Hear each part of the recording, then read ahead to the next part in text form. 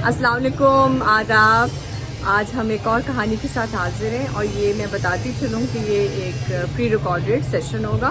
तो सबसे पहले जॉयफ उर्दू का तारुफ हो जाए कि ये एक ज़ू लिसानी इदारा बाइलिंगुअल प्लेटफॉर्म है और जिसका असल मकसद जो है वो उर्दू की ज़बान का और अदब का फ़रोग़ बासानी दुनिया के किसी खत्े में आप हों, किसी उम्र से आपका ताल्लुक़ हो, और ये कि हम सब वॉलंटरीली काम करते हैं। और मेरा नाम मुज़ना है और मैं रहती तो जर्मनी में हूँ लेकिन आज पे पाकिस्तान आई हूँ। जैसे कि आपको नज़र ही आ रहा है पीछे कि ये एक हुजरा है, हस्तनीस का लिखा हुआ भी नज़र आएगा आपको। एक सेकंड आके, जी बिल्कुल।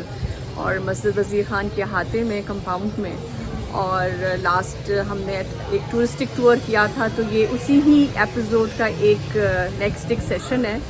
और मैं जल्दी आपको बताती हूँ कि आज हम क्या कहानी सुनाने लगे। तो मैं बाय प्रोफेशन आर्किटेक्ट हूँ लेकिन आर्टिस्ट भी हूँ, और आंटी ताशी के साथ भी कहानियों का सिलसिला है हमारा। और जो पेरेंट्स पार्टिसिपेट करना चाहें कहानी सुनाने में तो ज़रूर लिखिएगा हमें ईमेल के ज़रिए joyfurdu@gmail.com। तो चलते हैं कहानी की तरफ।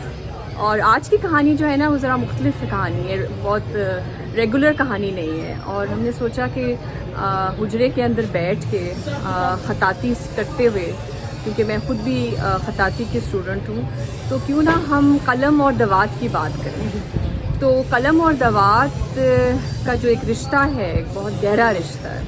और सबसे पहला रिश्ता जो है वो आपका जो इजहार है आपके जज्बात का, वो स्याही में जब तब्दील होता है और उसकी क्या कैफियत होती है, कागज़ पे कैसे मुंतकिल होता है, वगैरह वगैरह।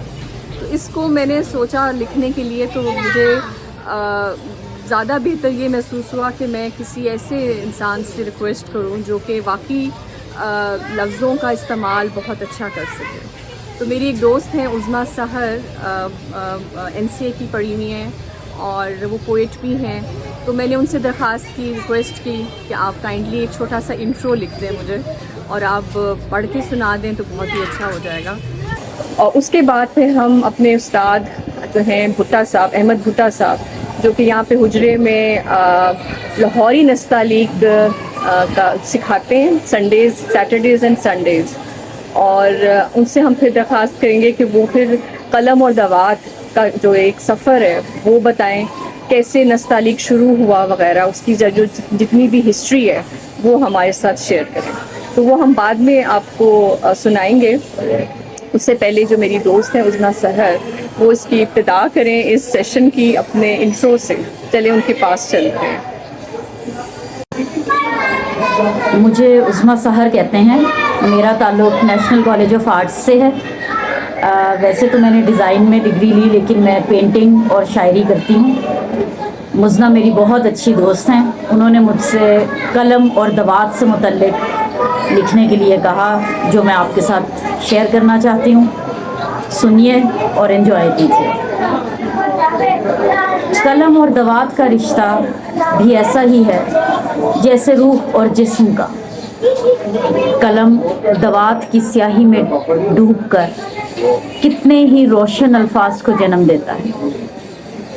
हाथ कलम उठाता है स्याही में भिगोने के लिए, तो गोया जिस्म तैयार हो जाता है रूह की गहराई में उतरने के लिए। और ख़त तो ख्वाह कोई भी हो, ख़त्तात के फ़कत हाथ से नहीं बल्कि रूह से होकर कागज़ पर मुंतकिल होता है, जो एक मामूली खाली कागज़ को भी बेइंतहा कीमती बना देता है। बहुत शुक्रिया।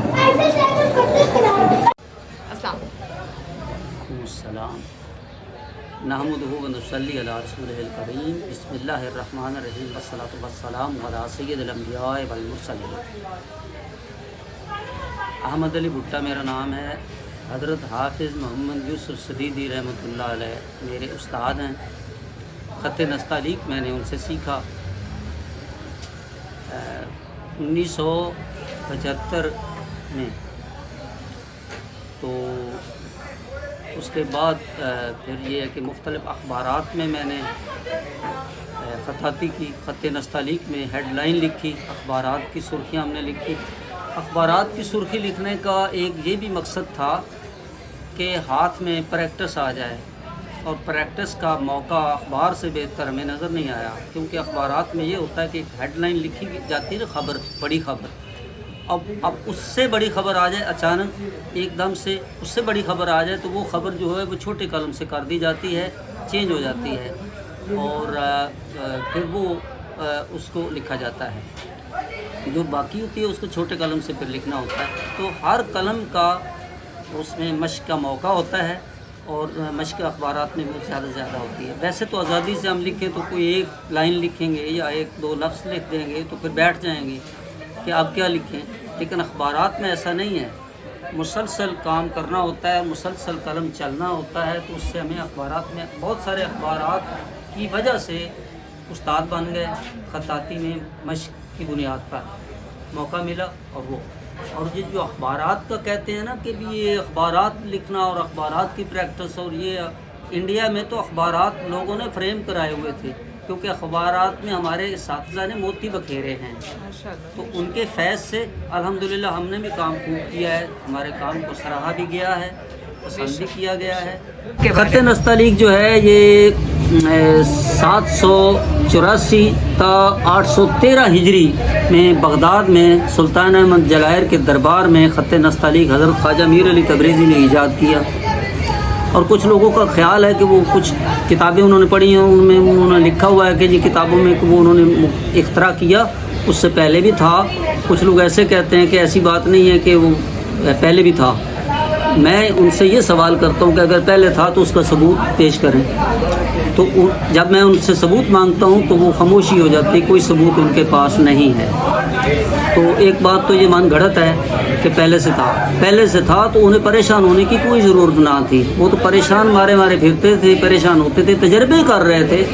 अब तजर्बे करने में और उनको परेशान रहने में, तगोदो करने में क्या उन्हें पड़ी हुई थी? वो था जो पहले, तो उससे खत ईजाद कर लेते नस्तालीक। वो तो एक नया खत ईजाद करना चाहते थे, परेशान थे। वो कभी किसी खत को मिलाते, कभी किसी खत तालीक को नसक के साथ मिलाते, तजर्बा करते, लेकिन कामयाब नहीं हो रहे थे। तो फिर एक दिन ख्वाब में उन्हें ज़ियारत हुई, हज़रत अली रज़ियल्लाहु ताला अन्हु की ज़ियारत हुई। तो उन्होंने उनसे अर्ज़ किया कि मैं एक ख़त ईजाद करना चाहता हूँ, तो मेरी रहनुमाई फरमाया। तो उन्होंने फरमाया कि मुर्गाबी के पंजों और परों की तरफ तवज्जो से देखो, गौर से देखो, मुशाहदा करो। तो उन्होंने ऐसे ही किया, मुशाहदा किया, मुर्गाबी के पंजों और परों की तरफ गौर से देखा। तो इस तरह उन्हें रहनुमाई मिली। फिर उन्होंने वो खत ईजाद हो गया, खत नस्तालीक जो है। तो जैसे वो मुख्तलिफ किताबों में कहते हैं ना, दारा शिको ने लिखा सफीनतुल औलिया में कि जी वो पहले से था तो उसका सबूत कोई भी नहीं पेश करता। अब कोई सबूत लाए। ये तो डॉक्टर अब्दुल्ला चुगताई साहब ने सरगुज़श्त खत नस्तालीक जो किताब लिखी है, उसमें उन्होंने बरमला कहा है कि मुसल्लमा तौर पर खत नस्तालीक का मूजद तस्लीम कर लिया गया हज़रत ख्वाजा मीर अली तबरेज़ी को। तो लिहाजा हम उन्हें मानते हैं, वो मूजद हैं ख़त के। मूजद उसे कहा जाता है जो चीज़ पहले ना हो और फिर नए सिरे से उसका वजूद सामने आए जी, तो उसे कहा जाता है कि ईजाद हुई है, एक नई चीज़ सामने आई है। ठीक, वो हज़रत मीर अली तबरेज़ी ही उसके मूजद हैं। इस तरीके से ये कत्ता बना हुआ है, ये मेरे हिसाब में इस तरह नहीं होना चाहिए, इस लक्कड़ का नहीं होना चाहिए। अगर लक्कड़ अवेलेबल आपको जो आप लक्कड़ पे आप लगाना चाहते हैं तो फिर आपको चाहिए कि कीकर का लक्कड़ होना चाहिए, बबोल का, कीकर का। ये किस चीज़ का है? यानी उसको क्या बोलते हैं इंग्लिश में? थेस्टल, यानी कीकर को क्या बोलते हैं? यानी जो कीकर होता है, बबोल भी उसको कहा जाता है। देसी कीकर की लक्कड़ होनी चाहिए, वो हार्ड होती है। ठीक है, हार्ड होना ज़रूरी है, इसलिए कि जब कटर से आप कट लगाएं, तेज़ धार आले से जब कट लगाएं तो ज़रब लगाएं, वो कट उसके अंदर नहीं चला जाना चाहिए, उसकी धार को। अगर वो अंदर चली जाएगी तो कलम को भी साथ ही ले जाएगी, तो कलम आगे से मुड़ जाएगी, मुड़ी हुई कटेगी, शार्प नहीं कट लगेगा। एक तो ये बात है। दूसरी होना चाहिए हाथी दांत। अगर हाथी दांत आपको नहीं मिलता तो आम तौर पर कुर्बानी करते हैं हमारे यहाँ, बैलों की कुर्बानी होती है, गाय की कुर्बानी होती है, उनके सींग ले लेने चाहिए। मेरे पास सींग है, وہ حلال بھی ہوگا. ٹھیک. تو اس جانور کا سینگ آپ لے لیں, اس کو دونوں طرف سے اس کے اوپر گرینڈر پر اس کو پلین کر لیں. صحیح. پلین کر لیں. وہ سینگ جو ہوتا ہے اس میں یہ خوبی ہے کہ وہ اس کے اندر وہ جو ہے کٹر وغیرہ نہیں اندر جاتا, اس کے نائف جو ہوتا ہے, چاقو جو ہوتا ہے وہ اندر نہیں اس کے چلا جاتا. اور اس کو پراپر کیسے ہے قلم کی کون سا رخ رکھنا ہے نیچے؟ اس طریقے سے رکھنا, الٹے رخ ہم رکھ کے لگاتے ہیں. ٹھیک ہے. اور اس کے اوپر ضرب لگانی چاہیے, ایک ہی ضرب میں کٹ لگنا چاہیے. بالکل بالکل. 2 ضربوں میں نہیں, ایک ہی ضرب لگا کے کٹ تھوڑا ترچھا لگانا چاہیے نستعلیق کے لیے, اور سلس کے لیے یہ کٹ ہونا چاہیے. اتنا ترچھا سلس کے لیے ہونا چاہیے, اتنا ذرا نسق کے لیے ہونا چاہیے. اور نسق اور نستعلیق کا تقریباً ایک جیسا ہے. ٹھیک ہے. تقریباً ایک جیسا ہے. ٹھیک ہے. میرے حساب میں یہ صرف 2 ہی مطلب زاویے ہیں قط کے, جی, یعنی نستعلیق کا اور نسق کا, اور اس سے کوفی بھی لکھا جا سکتا ہے, اور اس سے سلس لکھا جاتا ہے. سر جی ایک چیز اور بتائیے, جو یہ زبان ہے اور یہ جو حصہ اس کی صفائی کا کیا ہوتا ہے؟ جب آپ نے لکھ لیا تو کیا کرنا بالکل چاہیے؟ اس کو جب اس کو قلم کو صفائی جو ہے نا, پہلے تو یہ قلم بناتے ہوئے اس کی صفائی بہت ضروری ہے. 20 منٹ لگیں گے قلم کو صفائی کرنے میں, ٹائم لگتا ہے. 15 سے 20 منٹ لگنے چاہیے قلم کی صفائی کرنے میں. بنانے میں اتنی دیر نہیں لگتی جتنی صفائی میں دیر لگتی ہے. جی بالکل. جتنی صفائی ہوگی اتنا بہتر ہوگا انشاءاللہ. اور یہ ہارڈ ہونا چاہیے, اس کو چمکدار ہونا چاہیے. یہ جو اس کا سطح ہے اس کو چمکدار ہونا چاہیے, شائننگ ہونی چاہیے, گلاسی ہونا چاہیے. یہ جو بیار ہے نرم لکڑی ہے, یہ نہیں ہونا چاہیے قط کے لیے. یہ کون سی لکڑی ہے استاد جی؟ یہ چیڑ کی لکڑی ہے. چیڑ کی لکڑی اس کے لیے نامناسب ہے. ٹھیک ہے. چیڑ بیار ہے, چیڑ بیار نہیں ہونی چاہیے. یا تو شیشم کا درخت ہو, شیشم کی ہارڈ شیشم کی ہارڈ تو فرنیچر بھی بنتا ہے. بلیک, ہاں بلیک شیشم ہو, یا پھر کیکر کا ہونا چاہیے. ٹھیک ہے. تو اس کے لیے وہ بہت ضروری ہے. ٹھیک ہے. باقی جو دھاگے کی آپ نے بات کی ہے, یہ سلکی دھاگا یہ تو بالکل نہیں ہونا چاہیے. اچھا اچھا. کپڑا ہونا چاہیے کاٹن کا. اور جیسے کہ آپ نے اس کے اندر کپڑا ڈالا ہوا ہے. کپڑا ڈالا ہوا ہے. ٹھیک ہے. اور اس میں دھاگا ہے, اس کی وجہ کیا ہوتی ہے, کیوں ڈالنا پڑتا ہے؟ کاٹن اگر دھاگا آپ ڈالیں گے تو دھاگا جو ہوتا ہے, دھاگے کی یہ ہے خرابی ہے, اس میں یہ دقت آئے گی کہ دھاگا قلم کے ساتھ پورے کا پورا ہی آ جائے گا. قلم آپ بعض اوقات یہ ہے آپ وجد میں لکھ رہے ہیں یا جنون میں آپ لکھ رہے ہیں تو دھاگا ساتھ ہی آ جائے گا, پیپر کے اوپر سارے کا سارا پڑ جائے گا. دھاگے میں یہ مقدار کو کم زیادہ قلم کے ساتھ لپٹ جائے گا, یا اس کا کچھ پیس لپٹ جائے گا, وہ پیس سارے کا سارا آپ کے اوپر دبا ڈال دے گا, سارا کا سارا دھاگا آ جائے گا. اور دھاگے میں یہ چیز ہے, اور جو فوم ہوتا ہے یا تو وہ سارا چوس لے گا, قلم ڈوبا لگائیں باہر کھینچیں تو سارا واپس چلے جائے گی انک, یا پھر بہت زیادہ آ جائے گی, وہ گر جائے گی پیپر کے اوپر, وہ بھی ناکام ہے, فوم بھی ناکام ہوا. اب کامیابی کس میں ہے؟ کاٹن کے کپڑے میں. کاٹن کے کپڑے, بلکہ لون کا کپڑا ہو, لون کا سادہ, یہ گرمیوں میں لون پہنی جاتی ہے, ململ ململ ہوتی ہے, کاٹن کی ململ ہوتی ہے. پتلا ہو کپڑا, ٹھیک ہے, سفید ہو, وائٹ ہونا چاہیے, بالکل رنگ نہ چھوڑے, اس میں پولیسٹر مکس نہیں ہونا چاہیے, پیور کاٹن, پیور چیز ایون یہ جو دوات ہے یہ بھی پیور ہونی چاہیے, بالکل اس میں کوئی کیمیکل نہ ہو. اس کو سیزر سے کاٹ لیں, یعنی کینچی کے ساتھ کاٹ کے چاروں طرف سے اس کے دھاگے جو ہیں, تاکہ وہ دھاگے ریشے باہر نہیں نکلنے چاہیے. تو پھر آپ اس کو کپڑے کو ڈالیں.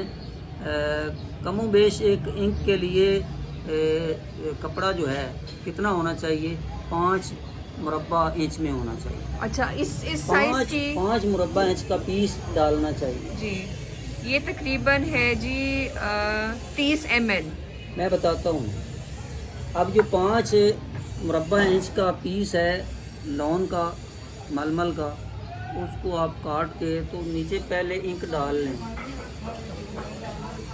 کم از کم 5 cc انک ڈال لیں خالی انک پاٹ کے اندر. اب اس کے اندر وہ کپڑا ڈالیں, ٹھیک ہے نا, اس کو نیا ڈالنا چاہیے, کپڑا صاف ستھرا ہونا چاہیے. اور شیشی بھی صاف ستھری, اگر دھو کر اسے دھوپ میں سکھا لیا جائے تو زیادہ بہتر, خشک کر لیں پھر اس کو ڈالیں. इवन उस्ताद जी शीशी भी साफ सुथरी सूखी हुई हो। साफ सुथरी खुश्क होनी चाहिए।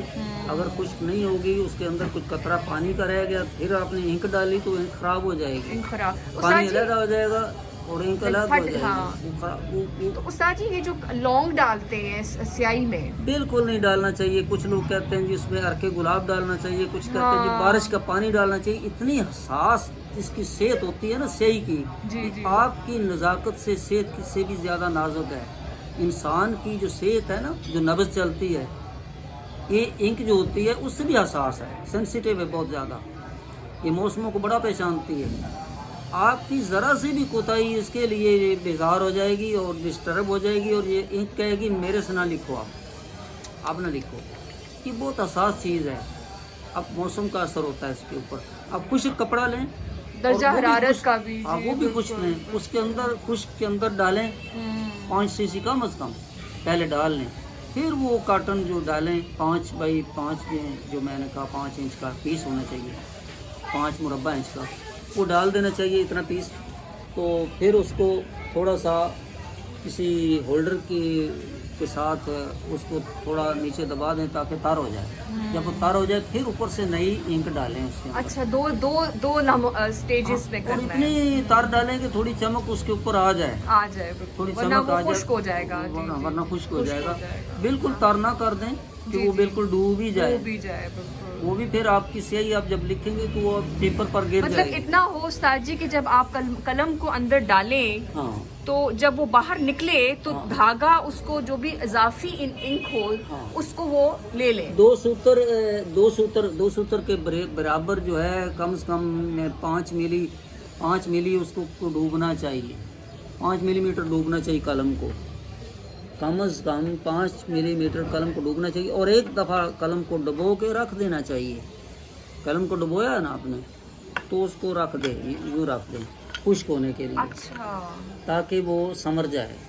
कलम नया बनाया है आपने जी जी जी तो जी। उसमें जज़ब हो जाए जज़्ब सही, हो और जाए। उसकी जो रवानी उसमें आ सके। ये ना हो कि वो उसमें से कुछ बुर तो निकले। उस्ताद जी जो कहते हैं कि जो नया कलम होता है उसको चलाने के लिए आप पहले लकीरें बनाते जाएं एक रुख से, वो चलाने के लिए होता है चलाने उसको? के लिए वो ठीक है, चलाने के लिए उसकी ट्राई कर लें। ये अलग अलग पेपर पे उसको टेस्ट तो करना पड़ता है। एक ताकि पेपर ज़रा पर वो- टेस्ट कर लें कि कलम में सलाहियत कितनी है, ताकि असल लिखने में वो रास्ते में बीच में ना छोड़ जाए, कलम आपका साथ ना छोड़ रवानी, जाए, उसमें हाँ। वो बुर ना निकल आए कलम में, या जी, हाँ। उसमें टूट फूट का शिकार ना हो जाए, और एक भी अंदर उसके जज्ब हो जाए, जज़ब हो जाए। हाँ। वो ये उसके रेशे, तर हो, तर उसके जो हो। रेशे हैं वो स्याही जब जम जाएगी ना उसको मजबूत कर देगी सही है। कलम की मजबूती के लिए। उस्ताद जी ये जो नाखून होते हैं ये जरा बताएं इसके बारे में। हाँ, अब ये कलम की टिप के बारे में भी बता दूं। जी, जी। इस कलम की इसको टिप बोलते हैं ना। जी जी। इसकी जो ये मोटाई है ये बराबर होनी चाहिए। पहली बात तो ये है कि ये बराबर होनी चाहिए, एक तरफ से मोटी और एक तरफ से पतली नहीं होनी चाहिए। यानी इसकी ये जो है चौड़ाई मोटाई ये बराबर होनी चाहिए, ये वाली, ठीक है। एक तो ये बराबर होनी चाहिए। दूसरा जो पीछे से ये जो छिला हुआ है, इसका जो छिलका ये उतारा हुआ है, ये दोनों साइडों पे इतनी सी रहनी चाहिए जितनी ये रखी गई है। जैसे इंसानी नाखून होते हैं, बिल्कुल। ये देखें इसकी जो ये वाली जिल्द है, ये ओरिजिनल काफी हिस्सा रहना चाहिए। किस लिए? कलम की मजबूती के लिए, वरना टूट जाएगा वरना दबाव से। गूदा निकल आएगा। हाँ। उसका अंदर से गूदा निकल आएगा और वो ब्रिश बन जाएगा, समझ आ गया। नरम होके टूट जाएगा। हाँ, जी बिल्कुल बिल्कुल। और हर दफा लिखने के बाद नाखून इसके साफ करने चाहिए। इसको हर बार तो नहीं, कम से कम इसको 2-3 पेज लिखने के बाद थोड़ी बहुत सफाई कर लेनी चाहिए। और इसको तो बिल्कुल नहीं छेड़ना चाहिए, बिल्कुल इसको टच नहीं करना चाहिए।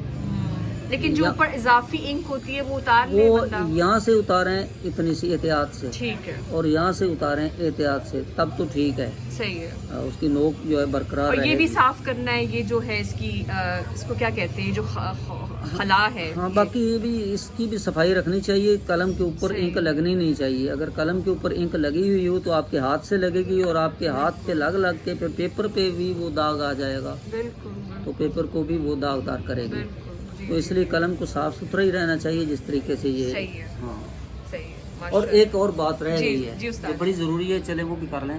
ایک کاٹن کا کپڑا جس طریقے سے اس کے اندر ڈالا ہے، ایک صاف ستھرا خشک کپڑا پیس، لنٹ پیس یا پڑا ہونا چاہیے، بالکل، تاکہ آپ اس کو تاکہ صاف آپ کریں۔ قلم کے اوپر کوئی چیز آ جائے انک آپ میں اس سے کو کر لیں۔ تو آپ فالتو اس کو صاف کر لیں. بالکل وہ بالکل پیس ضروری ہے. بالکل بالکل، تو ماشاء اللہ، زبردست۔ یہ الف تھوڑا سا ایسے لکھ دیا، یا یہ ہے کہ رے کو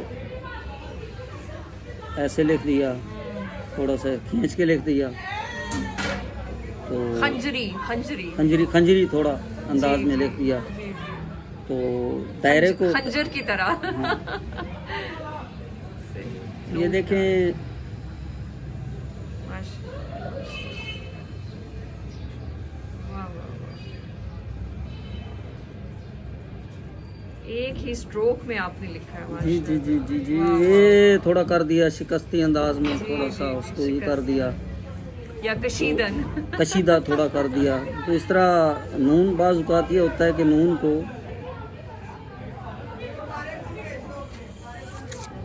ایسے کر دیا تو وہ شکستہ ہو گیا. جی جی، اب کچھ نون کو یوں بھی لکھ دیتے ہیں، اس طریقے سے بھی نون اور نقطہ، ان کا نقطہ تھوڑا اس طرح سے ہوتا ہے، اچھا اچھا، تو تھوڑا یہ شیپ ہوتی ہے. صحیح، ایرانی عام طور پر وہ اس طرح کا جی بالکل۔ لکھتے ہیں. یہ لاہوری نستعلیق اور وہ ایرانی نستعلیق۔ وہ ایرانی کا ہے نقطہ، اس طریقے سے عام طور پر اس شیپ میں بناتے ہیں. وہ ایران کا ہے نقطہ. تو ہمارا تو نقطہ ہے نا یہ ہوتا ہے.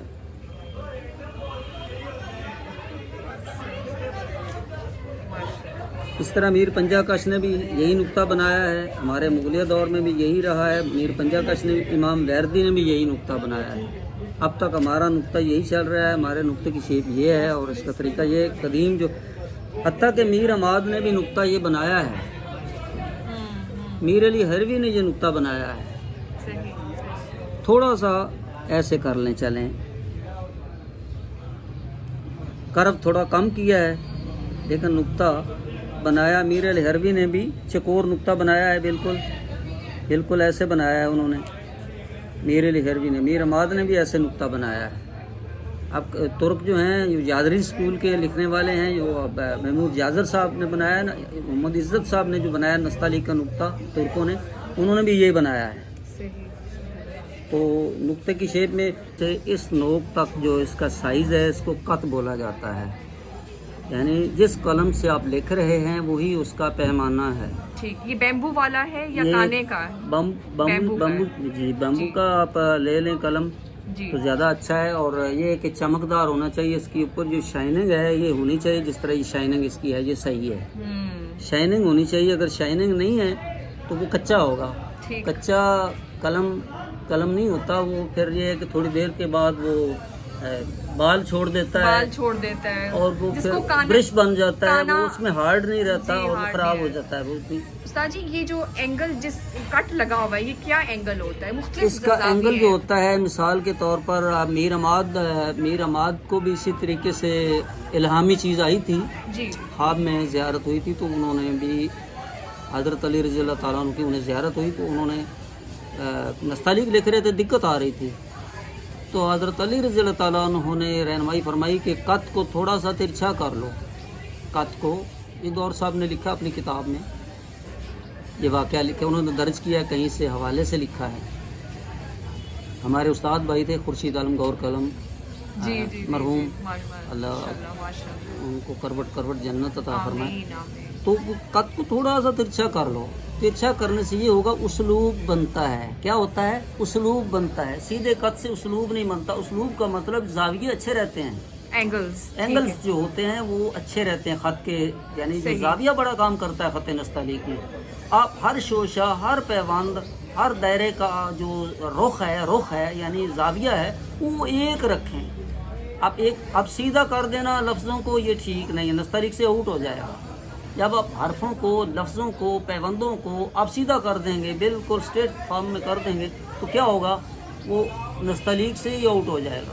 محض لکھائی رہ جائے گی، اس میں خوبصورتی ختم ہو جائے گی. کیونکہ زاویہ ترچھا تھوڑا چلتا ہے نستعلیق میں، وہی قائم رہنا چاہیے. बिल्कुल बिल्कुल उसमें रहते हुए आप काम करें।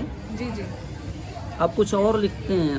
जी ज़रूर ज़रूर जी। अब हमें लाहौर नस्ताली की ज्योमेट्री के बारे में बताएं। यही हरूफ में लाहौरी में भी लिख के थोड़ा फ़र्क बता दूँ। ठीक यही जितने हरफ लिखे हैं जी जी अलफ से शुरू कर अलफ से लेते हैं, शुरू अलफ करके से अलफ शुरू। और रे है, और जिस तरीके से मैंने ये है। किया है थोड़ा सा मैं ये भी, ये लाहौरी है।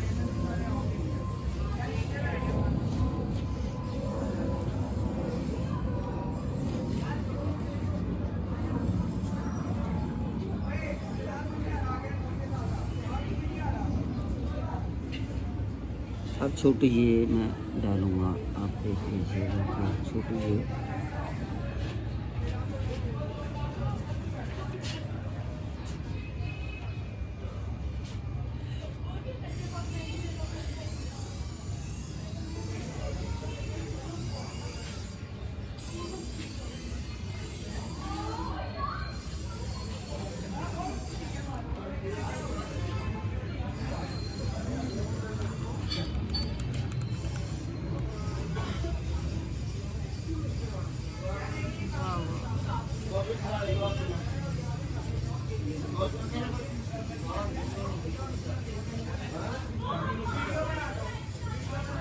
माशाल्लाह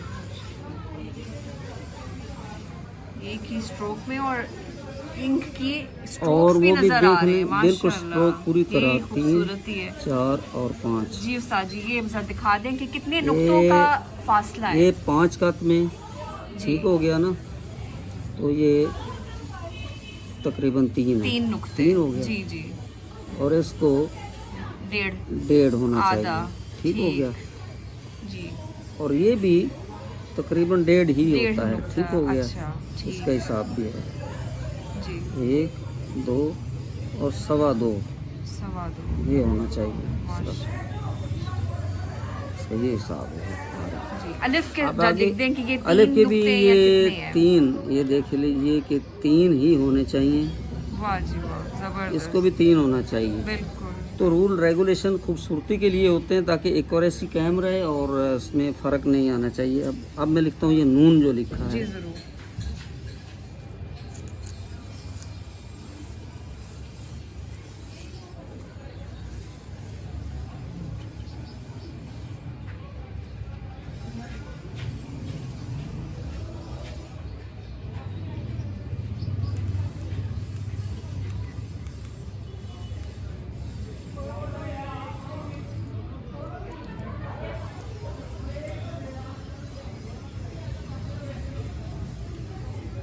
कौन कहता है लाहौरी में कि सिंगल स्ट्रोक नहीं लिखा जाता?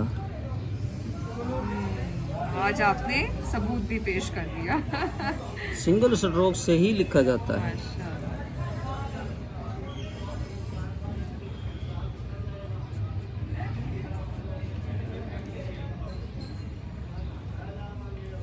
माशाल्लाह 5.25 ठीक है जी।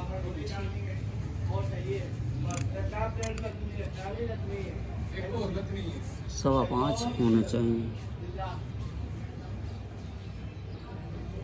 3.25 इसका अंदर से इसकी पिमैश जो है दायरे की जी जी वो इतनी होती है, यानी 3.25। सही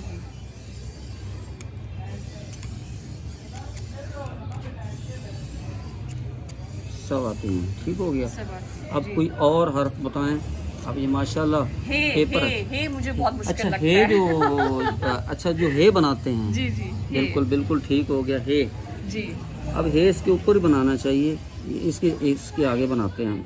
जी ये हे बनती है, अच्छा ये वाली है। अच्छा ये वाली हे करें या वो ये भी ठीक है, हुक्के वाली मैं कह रही थी। अच्छा अच्छा अच्छा जीम हे वाली, जी जीम है अच्छे जो भी जीम हे वाली बिल्कुल ठीक हो गया। बिल्कुल सही। अब वो बनाते हैं। वो जरा मुझे हमेशा मुश्किल लगती है। वाह जी वाह वाह वाह वाह वाह उस्ताद जी एक स्ट्रोक में माशाल्लाह।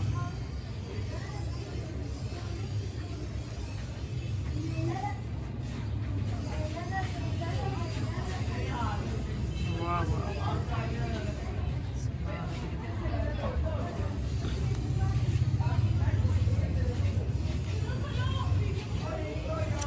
ये क्या हमारा लाहौरी। खूबसूरत है माशाल्लाह। आप दोबारा कलम लगाया, आप तो खुद देख लें कि दोबारा कलम नहीं हमने लगाया। नहीं जी, एक ही स्ट्रोक में नुक्ता भी आपने लगा दिया, एक ही सांस ये में। हाँ, एक ही सांस में माशाल्लाह, उसको मैंने दोबारा कोई टच नहीं किया। बिल्कुल भी नहीं, हमारा बिल्कुल इसमें ये लाहौरी है हमारा। जी जी जी माशाल्लाह, तो परफेक्ट लिखा हुआ हो तो क्यों ना माने वो। बिल्कुल। बे लिख दे। वाह जी वाह।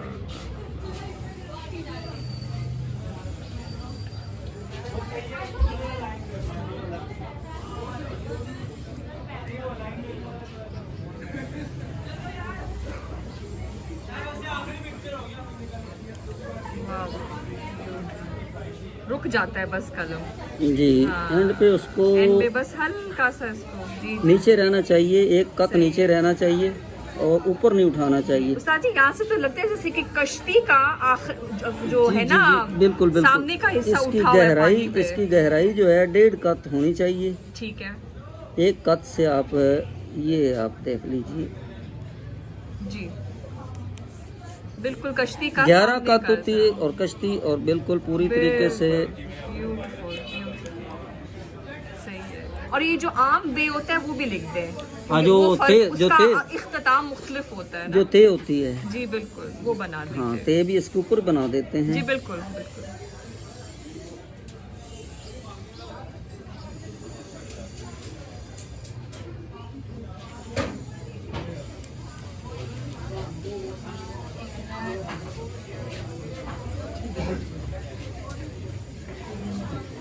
वाह वाह वाह। आपका पेपर बहुत अच्छा है, मुकाहर है।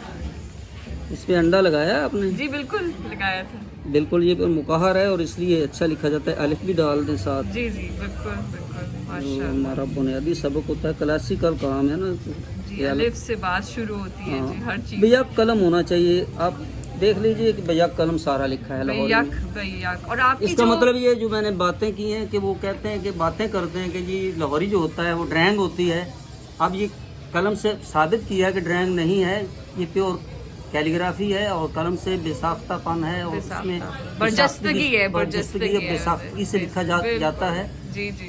वो गलत बयानी करते हैं कि इसमें ड्राइंग होती है। और एक और आपकी बात नवाजी हो रही है कि आपकी जो है ना मिकदार स्याही की, जी। वो बिल्कुल बराबर है। ये बराबर। नहीं कि कहीं पे गहरा है कहीं पे हल्का है, वो आपने मिकदार को बड़ा आपने बरकरार रखा है। अल्हम्दुलिल्लाह, वो आप देख अल्हम्दुलिल्लाह, सकते हैं कि माशाल्लाह, बिल्कुल माशाल्लाह। ऐसा है। जबरदस्त। मुझे ये कहा गया था कि लोगो बनाना है, तो मैं समझा कि कोई लफ्ज़ होगा या कोई एक हरफ होगा जिसका हमें लोगो बनाना है। तो बात हो गई थी कि लोगो बनाना है। जब उन्होंने मुझे लोगो के बारे में कहा कि सिर्फ नुक्ता बनाना है वही लोगो होगा, तो फिर मैंने सोचा कि इसका वो कोई ख़ास तरीके से होना चाहिए। और उसको यही है कि हम तो समझते हैं कि हमारा लाहौरी नस्तालीक में जो नुक्ता है वो भी खूबसूरत है, तो उससे बेहतर कोई नुक्ता नहीं है। उसका हम तारीख़ी तौर पर उसका सबूत भी पेश कर सकते हैं कि उससे पहले भी वो है और उसका वजूद बहुत सारे और मुल्कों में भी उसका वजूद मौजूद है, बिल्कुल सबूत भी है।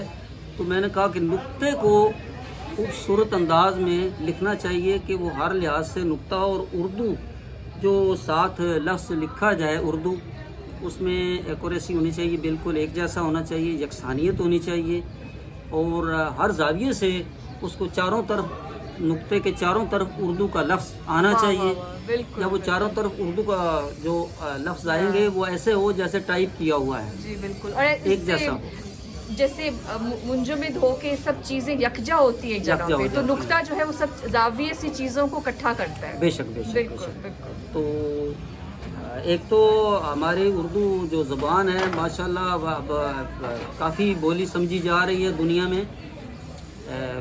अरबी के बाद मैं समझता हूँ अंग्रेज़ी और अरबी के बाद जो उर्दू ज़बान वसी पैमाने पर बोली समझी जा रही है। अगरचे इसका ज़बान की खूबसूरती है कि ये हर चीज़ को अपने अंदर रस लेती है। और ये कोई नई ज़बान भी नहीं है, ऐद हाँ। अकबर से मुगलिया दौर से ये चल रही है। उर्दू जो है ये राइज है और ऐद अकबर से शुरू हुई थी उर्दू ज़बान जो है।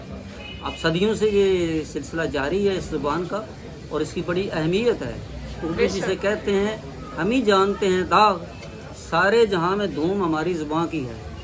तो हमारी उर्दू जो है बहुत वसी है اس کو فروغ دیا جانا چاہیے. ہماری قومی زبان بھی ہے. بالکل بالکل. تو چلیں جوائے اردو کا آپ ذرا لکھ دیں، جو بھی تھا نا ابتدائی دور میں اس کا ایک تخیل اور ایک خیال. جی جی جی جی جی جی نقطہ اگر آپ بنا دیں تو بہت ہی خوبصورت ہوگا. جی جی بالکل بالکل. تو ادھر بنا دیں بیشک، یا بڑے والی اس سے آپ نے کرنا ہے، یہ بڑا والا ہے قلم. تو آپ نقطے کا جو ہے نا جس طریقے سے میں اس کا وجود ویسے بڑا سا بناتا ہوں نا، جی صحیح ہے. جیسے یہ ہے.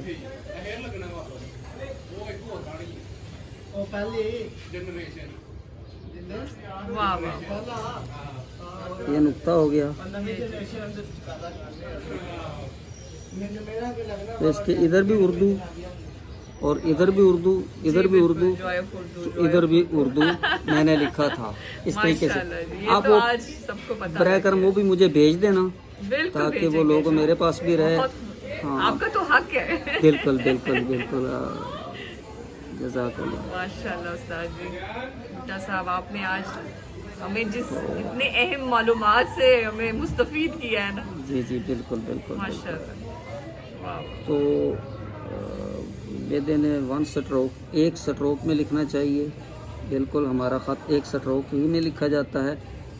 اب کشش کی رہ گئی تھوڑی دوسری طریقے سے کشش.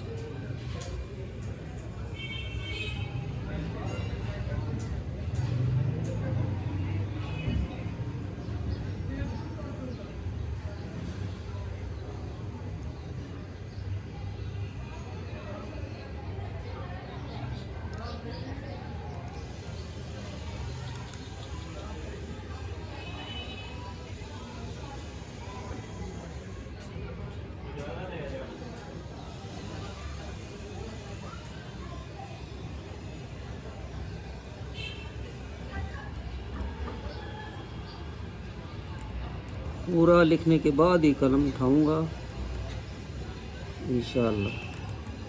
ٹھیک ہو گیا. جی جی سج گیا پیپر، کاغذ سج گیا. جیسا اس میں مشق ہو گئے. جی بس زیادہ سے زیادہ لکھنے سے آتا ہے. جتنا زیادہ آپ لکھیں اتنا ہی مسلس بنیں گے. ہاں اتنا خوبصورت ہوگا. اس میں اتنی خوبصورتی آئے گی اور زیادہ سے زیادہ لکھنے سے.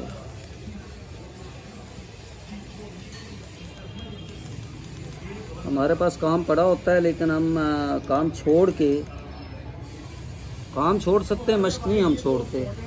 ریاض جاری رہتا ہے. بالکل. ایک دن نہ کرے تو آپ بھی کیجئے.